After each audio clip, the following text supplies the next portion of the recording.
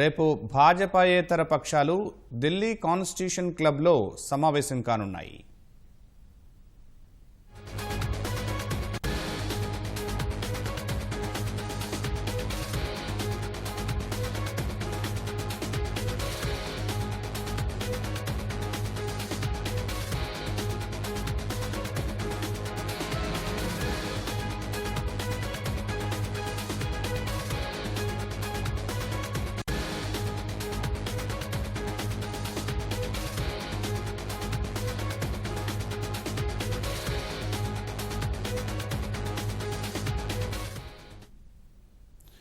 రేపు భాజపాయేతర పక్షాలు ఢిల్లీ కాన్స్టిట్యూషన్ క్లబ్లో సమావేశం కానున్నాయి. మరింత సమాచారం మా ప్రతినిధి అరుణ్ అడిగి తెలుసుకుందాం. అరుణ్, భాజపాయేతర పక్షాల భేటీ అజెండా ఏంటి?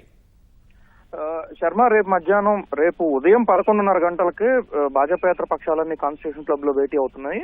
దీంట్లో ప్రధానంగా ప్రస్తుతం దేశంలో జరుగుతున్నటువంటి ఎన్నికలు, అనుసరించాల్సినటువంటి విధానము, ఆంధ్రప్రదేశ్ లో ఎన్నికలు జరిగిన తీరు, అది మిగతా రాష్ట్రాల్లో అనుసరించకుండా ఎన్నికల సంఘం పైన తీసుకురావాల్సినటువంటి ఒత్తిడితో పాటుగా ఇతర రాజకీయ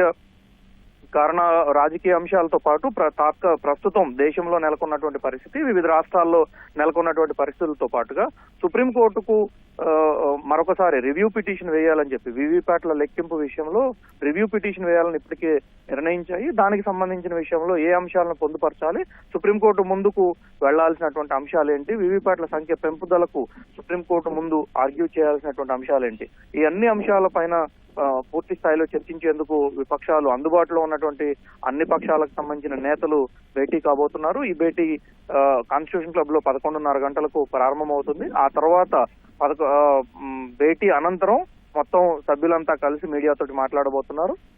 ఇదే సందర్భంలో వాళ్ళు తీసుకున్నటువంటి నిర్ణయాలు, అదే రింగా ఈ రోజు తెలుగుదేశం పార్టీ ఎన్నికల సంఘం ముందు లేవనెత్తినటువంటి పలు అంశాలు మిగిలిన రాష్ట్రాలకు కూడా వర్తిస్తుంటాయి కాబట్టి ఆయా రాష్ట్రాల్లో జరుగుతున్నటువంటి పరిణామాలు, ఎన్నికల సంఘం అనుసరిస్తున్నటువంటి తీరు, ఏకపక్షంగా తీసుకున్నటువంటి నిర్ణయాలన్నింటినీ కూడా ఈ సందర్భంలోనే ఎన్నికల సంఘం ముందు పెట్టినటువంటి అంశాలన్నింటినీ కూడా చంద్రబాబు మిగిలిన పక్షాలకు వివరించబోతున్నారు. అదే రీతిలో వివిధ రాష్ట్రాల్లో, బెంగాల్లో కావచ్చు, ఉత్తరప్రదేశ్ లో కావచ్చు, అదేవిధంగా బీహార్ లో కావచ్చు, మిగిలిన కర్ణాటక వంటి రాష్ట్రాల్లో ఏకపక్షంగా జరుగుతున్నటువంటి దాడులు ఏవైతే ఉన్నాయో వాటన్నిటిపైన కూడా చర్చించడానికి ఆస్కారం కనిపిస్తా ఉంది.